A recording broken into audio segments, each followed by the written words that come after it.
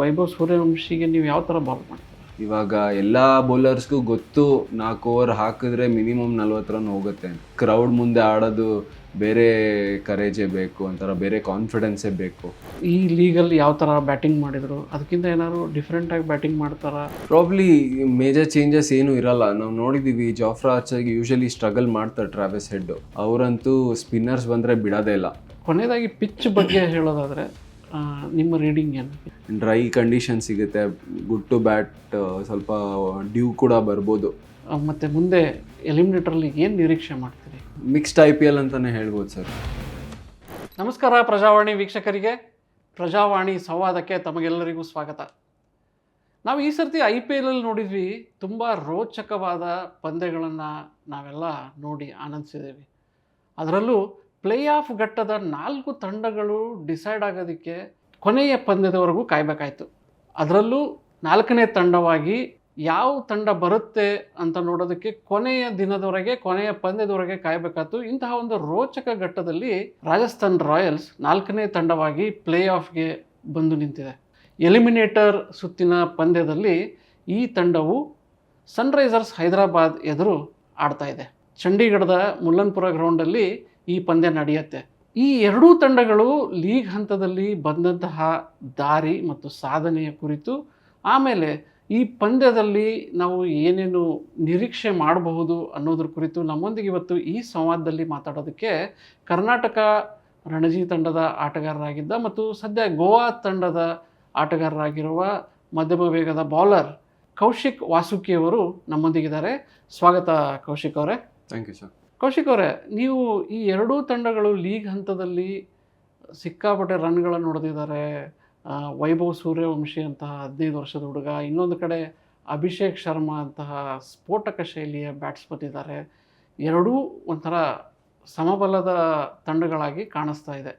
ಈ ತಂಡಗಳು ಲೀಗ್ ಹಂತದಲ್ಲಿ ಆಡ್ಕೊಂಡು ಬಂದಂತಹದ್ದನ್ನು ತಾವು ಯಾವ ಥರ ನೋಡಿದ್ದೀರಿ, ಮತ್ತು ಮುಂದೆ ಎಲಿಮಿನೇಟರಲ್ಲಿ ಏನು ನಿರೀಕ್ಷೆ ಮಾಡ್ತೀರಿ? ಮಿಕ್ಸ್ಡ್ IPL ಅಂತಲೇ ಹೇಳ್ಬೋದು ಸರ್. ನೀವು SRH ಮತ್ತು ರಾಜಸ್ಥಾನ್ ರಾಯಲ್ಸ್ ಇವಾಗ ಕ್ವಾಲಿಫೈ ಆಗಿದ್ದಾರೆ. ಬಟ್ ಅದು ಲಾಸ್ಟ್ ಮೂಮೆಂಟ್ ಅವ್ರ ಲಾಸ್ಟ್ ಡೇ ತನಕ ಗೊತ್ತಿರಲಿಲ್ಲ ಯಾರು ಆಗ್ಬೋದು. KKR ಒಳಗಡೆ ಹೋಗ್ಬೋದು, ಪಂಜಾಬ್ ಒಳಗಡೆ ಹೋಗ್ಬೋದು ಅಂತ ಯೋಚನೆ ಮಾಡ್ತಿದ್ರು. But based on the results ನಮ್ಗೆ ಇವಾಗ ಗೊತ್ತಾಗಿದೆ SRH ಮತ್ತು RR ಬರುತ್ತೆ ಅಂತ.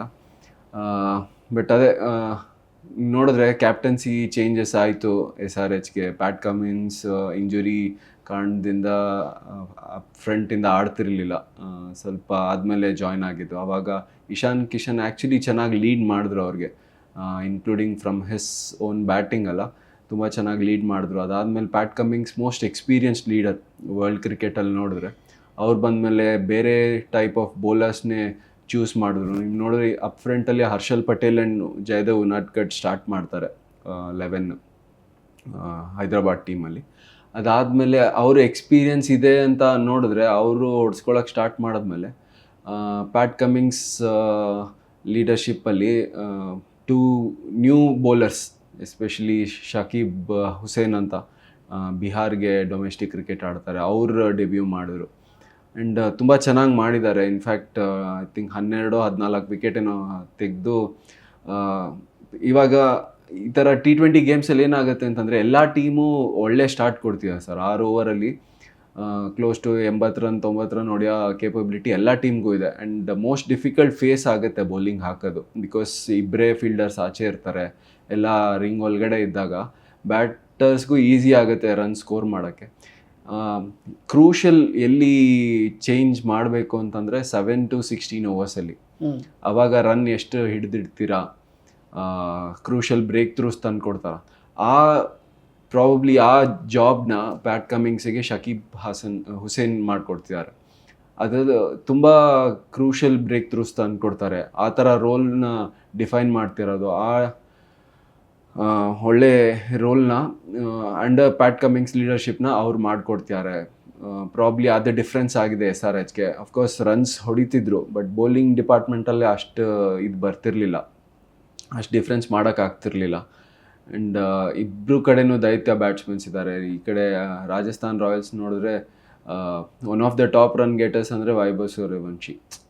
ಮಿರಾಕಲ್ ಅಂತಲೇ ಹೇಳ್ಬೋದು. ಒಂದು 15 ವರ್ಷದ ಹುಡುಗ ಇಂಥ ಬಿಗ್ ವರ್ಲ್ಡ್ ಸ್ಟೇಜಲ್ಲಿ one of the best leagues IPL ಅಲ್ಲಿ ಈ ಥರ ಬೆಸ್ಟ್ ಬೌಲರ್ಸ್ಗೆ ಹೊಡಿತಿದ್ದಾರೆ ಅಂತಂದರೆ is made up of different material ಅಂತಲೇ ಹೇಳ್ಬೋದು. ಯಾವಾಗ ಸಚಿನ್ ತೆಂಡೂಲ್ಕರ್ ವರ್ಲ್ಡ್ ಕ್ರಿಕೆಟಿಗೆ ಬಂದರು 15-16 ವರ್ಷದಲ್ಲಿ, ಅವಾಗ ಯಾವ ಥರ ನೋಡ್ತಿದ್ರು ವರ್ಲ್ಡ್ ಕ್ರಿಕೆಟ್ನ ಒಂಥರ ಸೂಪರ್ ಸ್ಟಾರ್ ಆಗ್ಬೋದು ಅಂತ. ಪ್ರಾಬ್ಲಿ ಆ ಥರ ಪ್ರೆಷರ್ ಇರುತ್ತೆ ವೈಭವ್ ಸೂರ್ಯವಂಶಿಗೆ ಇವಾಗ. ಬಿಕಾಸ್ ಲಾಸ್ಟ್ ಇಯರೇ ಬಂದರು, ಲಾಸ್ಟ್ ಇಯರು ನೋಡಿದ್ವಿ ಯಾವ ಥರ ಸ್ಟಾರ್ಟ್ ಮಾಡ್ತಿದ್ರು ಅಂತ. ಒಂದು ಸೆಂಚುರಿ ಕೂಡ ಹೊಡೆದ್ರು. ಬಟ್ ಸೆಕೆಂಡ್ ಇಯರ್ ಇನ್ನೂ ಡಿಫಿಕಲ್ಟ್ ಆಗುತ್ತೆ, ಬಿಕಾಸ್ ನಿಮಗೆ ಆಲ್ರೆಡಿ ವೀಡಿಯೋಸ್ ನೋಡಿರ್ತಾರೆ, ಡಿಫ್ರೆಂಟ್ ಪ್ಲ್ಯಾನ್ಸ್ ತಂದಿರ್ತಾರೆ. ಬಟ್ ಸ್ಟಿಲ್ ಅದೇ ಥರ ಹೊಡಿತಿದ್ದಾರೆ ಬೆಸ್ಟ್ ಬೌಲರ್ಸ್ಗೆ. ನಾವು ನೋಡಿದ್ವಿ ಬುಮ್ರಾಗೆ ಹೆಂಗೆ ಹೊಡೆದ್ರು, ಭುವನೇಶ್ವರ್ ಕುಮಾರ್ಗೆ, ಜಾಶ್ ಹೇಸಲ್ವುಡ್ಗೆ, ಎಲ್ಲರಿಗೂ ಹೊಡಿತಿದ್ದಾರೆ ಅಂತಂದರೆ ಡಿಫ್ರೆಂಟ್ ಸ್ಟಫೇ ಇದೆ ಒಳಗಡೆ.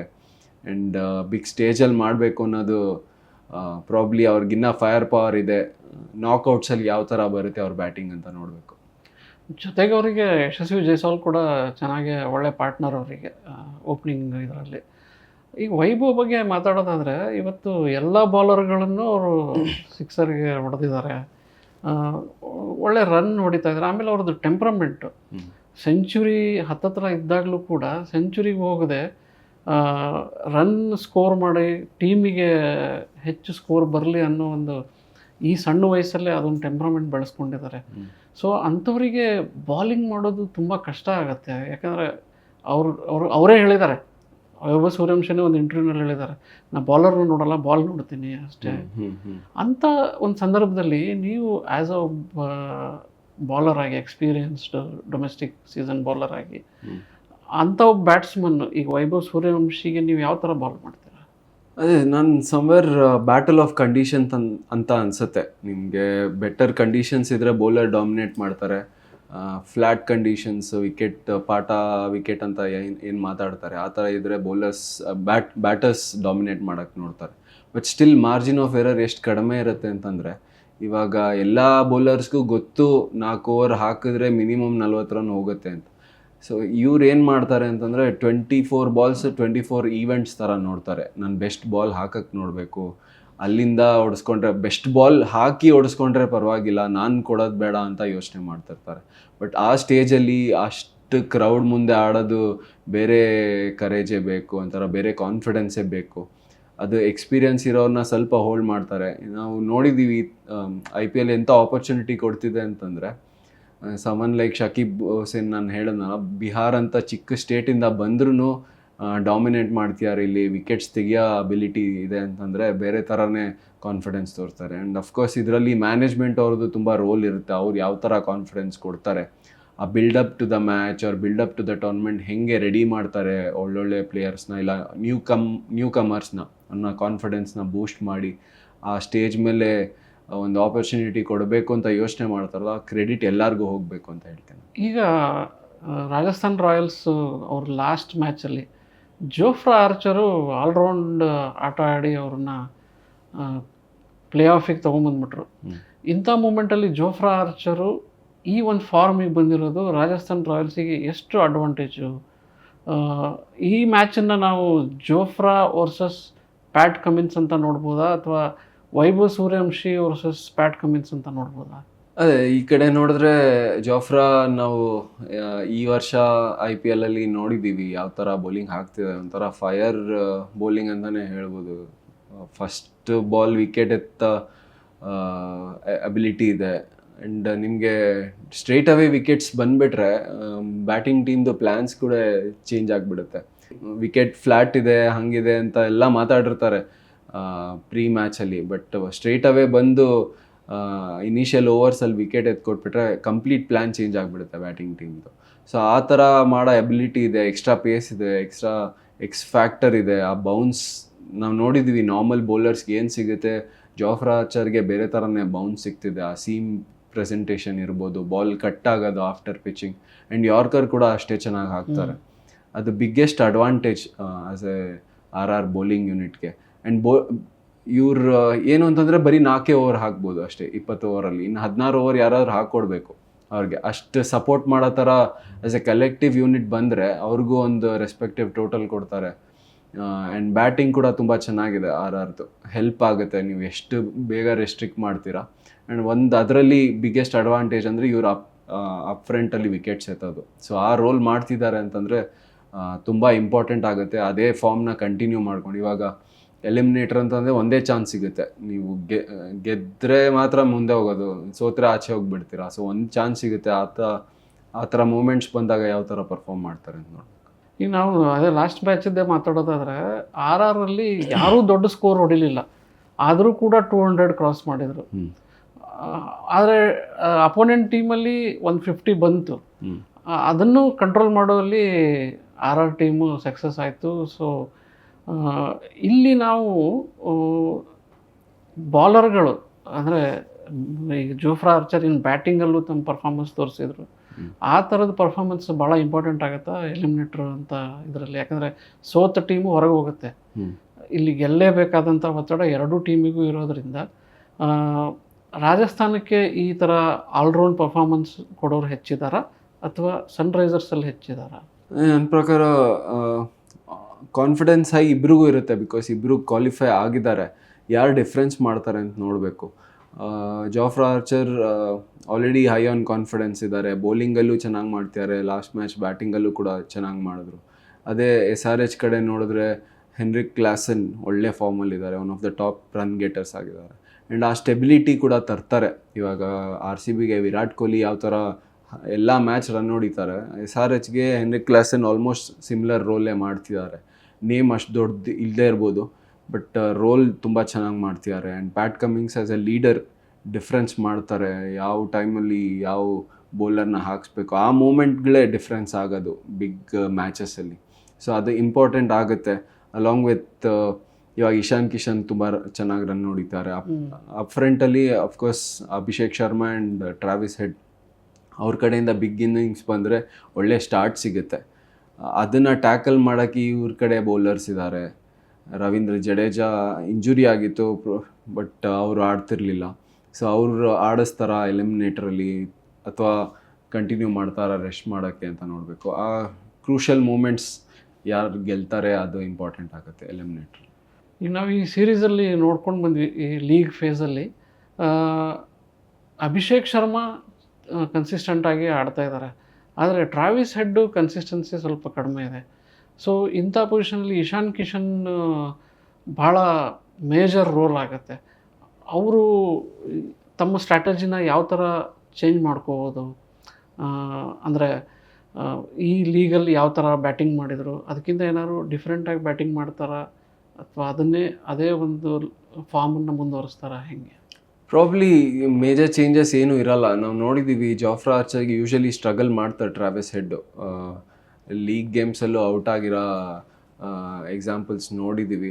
ಅವ್ರನ್ನ ಟ್ಯಾಕಲ್ ಮಾಡೋದು ಹೆಂಗೆ ಅಂತ ನೋಡ್ತಿರ್ತಾರೆ ಅಷ್ಟೇ. ಅಪ್ ಫ್ರಂಟಲ್ಲಿ ಅವರೇ ವಿಕೆಟ್ಸ್ ಎತ್ಕೊಡ್ತಿರೋದು ರಾಜಸ್ಥಾನ್ ರಾಯಲ್ಸ್ಗೆ. ಸೊ ಅದು ಇಂಪಾರ್ಟೆಂಟ್ ಆಗುತ್ತೆ. ಪ್ರಾಬ್ಲಿ ಅವ್ರನ್ನ ಆಫ್ ಮಾಡಿ ಬೇರೆ ಬೌಲರ್ಸ್ನ ಟಾರ್ಗೆಟ್ ಮಾಡ್ತಾರ, ಆ ಪ್ಲ್ಯಾನಿಂಗ್ಸ್ ಅಂತೂ ಡೆಫಿನೆಟ್ಲಿ ನಡೀತಿರುತ್ತೆ. ಆ್ಯಂಡ್ ಸ್ಪಿನ್ನರ್ಸ್ನಿಗೆ ಡಾಮಿನೇಟ್ ಮಾಡ್ಬೋದಾ ಅಂತ ನೋಡ್ತಿರ್ತಾರೆ. ಹೆನ್ರಿಕ್ ಕ್ಲಾಸನ್ ಆವಾಗಲೇ ಹೇಳ್ದಂಗೆ one of the highest run getter. ಅವರಂತೂ ಸ್ಪಿನ್ನರ್ಸ್ ಬಂದರೆ ಬಿಡೋದೇ ಇಲ್ಲ. ಈಸಿಲಿ ಒಂದು 12 to 15 ರನ್ಸ್ ಪರ್ ಓವರ್ ಹೊಡೆಯೋ ಅಬಿಲಿಟಿ ಇದೆ. ಸೊ ಆ ಥರ ನೋಡ್ತಿರ್ತಾರೆ ಯಾವ ಬೌಲರ್ನ ಟಾರ್ಗೆಟ್ ಮಾಡೋದು. ಇವಾಗ ಫಾರ್ಮ್ ಚೆನ್ನಾಗಿದೆ ಅಂತಂದರೆ ಹೈ ಆನ್ ಕಾನ್ಫಿಡೆನ್ಸ್ ಕೂಡ ಇರ್ತಾರೆ ಜೋಫ್ರಾ ಆರ್ಚರ್. ಅವ್ರನ್ನ ಪ್ರಾಬ್ಲಿ ಆಫ್ ಮಾಡಿ ಇಲ್ಲ 4 ಓವರ್ 30 ರನ್ ಸೇಫ್ ಆಪ್ಷನ್ ಯಾವುದಿದೆ, ಇನ್ನು ಬೇರೆ ಬೌಲರ್ಸ್ನ ಟಾರ್ಗೆಟ್ ಮಾಡೋಕ್ಕೆ ನೋಡ್ತಾರೆ. ಆ ಪ್ಲ್ಯಾನಿಂಗ್ ಡೆಫಿನೆಟ್ಲಿ ಇರುತ್ತೆ. ಈ ಪಿಚ್ಚಲ್ಲಿ ಈಗ ಇವ್ರು ಆಡ್ತಾ ಇರೋ ಗ್ರೌಂಡಿನ ಪಿಚ್ಚಲ್ಲಿ ಬೆಸ್ಟ್ ಟೋಟಲ್ ಏನು, ಫಸ್ಟ್ ಬ್ಯಾಟಿಂಗ್ ಮಾಡಿದವರು ಏನು ಟಾರ್ಗೆಟ್ ಕೊಡಬೇಕು? ಪ್ರಾಬ್ಲಿ ಅರೌಂಡ್ ಇವಾಗ ನೋಡಿದ್ರೆ ಕರೆಂಟ್ ಟ್ರೆಂಡ್ ಪ್ರಕಾರ ಅಬೌವ್ 200 ಇಸ್ ಮ್ಯಾಂಡೇಟ್ರಿ ಥರ ಆಗಿಬಿಟ್ಟಿದೆ. So probably 220, 230. ನಾವು ನೋಡಿದ್ವಿ ಪಂಜಾಬ್ ಹೋಮ್ ಗ್ರೌಂಡ್ ಇತ್ತು ಮುಲಾನ್ಪುರ್, ಅವರು ಎಷ್ಟೇ ರನ್ ಹೊಡೆದ್ರು ವಾಪಸ್ ಚೇಸ್ ಮಾಡೋ ಅಬಿಲಿಟಿ ಇತ್ತು. ಸೊ ಒಳ್ಳೆ ಸ್ಕೋರ್ ಕೊಟ್ಟರೆ ಬೌಲರ್ಸ್ಗೂ ಕೂಡ ಒಂದು ಕುಷನ್ ಸಿಗುತ್ತೆ. ಅಟ್ಲೀಸ್ಟ್ ಒಂದು ಅಡಿಷ್ನಲ್ 15 ರನ್ಸ್, ಪ್ರಾಬ್ಲಿ 220 ಅಂತ ಯೋಚನೆ ಮಾಡಿದ್ರೆ will end up somewhere around 230, 235. ಆ ಥರ ಇದ್ದಾಗ ಬೌಲರ್ಸ್ಗೂ ಸ್ವಲ್ಪ ಕಾನ್ಫಿಡೆನ್ಸ್ ಇರುತ್ತೆ, ನಾವು ಹೊಡೆಸ್ಕೊಂಡ್ರೂ ಕಮ್ ಬ್ಯಾಕ್ ಮಾಡ್ಬೋದು ಅದು ಡೆತ್ ಓವರ್ಸ್ ಅಂತ. ನಾವು ಈ IPL ಅಲ್ಲಿ ನೋಡಿದ್ದೇವೆ 264ನೂ ಟಾರ್ಗೆಟ್ ರೀಚ್ ಮಾಡೋದಂಥ ಉದಾಹರಣೆಗಳಿದೆ. ಸೊ 200, 250ವರೆಗೂ ಕಮ್ಮಿನೇ ಅಂತಲೇ ಹೇಳಬೇಕು. ಯಾಕಂದರೆ Correct. ಅದು ಎಲಿಮಿನೇಟರ್ ಅಂತ ಒಂದು ಪ್ರೆಷರ್ ಮ್ಯಾಚಲ್ಲಿ ಎಲ್ಲರೂ ಪರ್ಫಾರ್ಮ್ ಮಾಡೋಕ್ಕೆ ನೋಡ್ತಿರ್ತಾರೆ. ಸೊ ಬಾಲರ್ಗಳಿಗೆ ಇದು ಭಾಳ ಇಂಪಾರ್ಟೆಂಟ್ ಟಾಸ್ಕ್. ಆದ್ದರಿಂದ ಪ್ಯಾಟ್ ಕಮಿನ್ಸ್ ಅವ್ರು ಏನು ಸ್ಟ್ರಾಟಜಿ ಮಾಡ್ತಾರೆ ಮತ್ತು ಜೋಫ್ರಾ ಆರ್ಚರ್ ಯಾವ ಥರ ಪರ್ಫಾರ್ಮ್ ಮಾಡ್ತಾರೆ ಅನ್ನೋದ್ರ ಮೇಲೆ ಮ್ಯಾಚಿನ ಒಂದು ಇಂಟ್ರೆಸ್ಟಿಂಗ್ ಟರ್ನ್ಸು ಟ್ವಿಸ್ಟ್ಸು ನಾವು ನೋಡ್ಬೋದು. Okay. ಕೊನೆಯದಾಗಿ ಪಿಚ್ ಬಗ್ಗೆ ಹೇಳೋದಾದರೆ ನಿಮ್ಮ ರೀಡಿಂಗ್ ಏನು ಪಿಚ್ಚಲ್ಲಿ? ಪಿಚ್ ಚೆನ್ನಾಗಿದೆ sir. Punjab usually dryer conditions ಇರುತ್ತೆ. ಇವಾಗ ಸಮ್ಮರ್ ಪ್ರಾಬ್ಲಿ ಪೀಕ್ ಸಮ್ಮರ್ ಇರುತ್ತೆ, ಡ್ರೈ ಕಂಡೀಷನ್ ಸಿಗುತ್ತೆ. ಗುಡ್ ಟು ಬ್ಯಾಟ್, ಸ್ವಲ್ಪ ಡ್ಯೂ ಕೂಡ ಬರ್ಬೋದು. ಪೀಕ್ ಸಮ್ಮರ್ ಇದ್ರೂ ಅಲ್ಲಿ ಡ್ಯೂ ಬರೋ ಚಾನ್ಸಸ್ ಇರುತ್ತೆ. Any team will be looking to bowl first and target ನೋಡ್ಕೊಂಡು ಆಡೋಣ ಅಂತ, ಬಿಕಾಸ್ ಎಲ್ಲ ಟೀಮ್ಗೂ ಕೇಪಬಿಲಿಟಿ ಚೆನ್ನಾಗಿರುತ್ತೆ ಬ್ಯಾಟಿಂಗ್ದು. ಸೊ ಅದೇ ಥರ ಯೋಚನೆ ಮಾಡ್ತಿರ್ತಾರೆ. ಬಟ್ ಆ ಮೂಮೆಂಟಲ್ಲಿ ಯಾರು ನರ್ವ್ಸ್ನ ಹೋಲ್ಡ್ ಮಾಡಿ ಚೆನ್ನಾಗಿ ಪರ್ಫಾರ್ಮ್ ಮಾಡ್ತಾರೆ ಅವರು ವಿಕ್ಟೋರಿಯಸ್ ಆಗಿ ಬರ್ತಾರೆ. ಪ್ರಜಾವಾಣಿ ವೀಕ್ಷಕರಿಗೆ ಇಷ್ಟೊತ್ತು IPL ಎಲಿಮಿನೇಟರ್ ಬಗ್ಗೆ ಮತ್ತು ಈ ಎರಡೂ ತಂಡಗಳು ಈ ಒಂದು ಸರಣಿಯಲ್ಲಿ, ಈ ಒಂದು ಲೀಗ್ ಫೇಸಲ್ಲಿ ಯಾವ ಥರ ಪರ್ಫಾರ್ಮ್ ಮಾಡಿದೆ ಅನ್ನೋದ್ರ ಬಗ್ಗೆ ಮತ್ತು ಈ ಎಲಿಮಿನೇಟರ್ ಮ್ಯಾಚಿಂದ ಏನು ನಿರೀಕ್ಷೆಗಳಿದೆ ಅನ್ನೋ ಬಗ್ಗೆ ಕೌಶಿಕ್ ಅವರು ಇಷ್ಟೊತ್ತು ನಮ್ಮೊಂದಿಗೆ ಸಂವಾದ ಮಾಡಿದ್ದಾರೆ. ಬಹಳ ಒಳ್ಳೆಯ ವಿಷಯಗಳನ್ನು ನಮ್ಮೊಂದಿಗೆ ಹಂಚಿಕೊಂಡಿದ್ದಾರೆ. ತುಂಬ ಧನ್ಯವಾದಗಳು ಕೌಶಿಕ್. Thank you sir.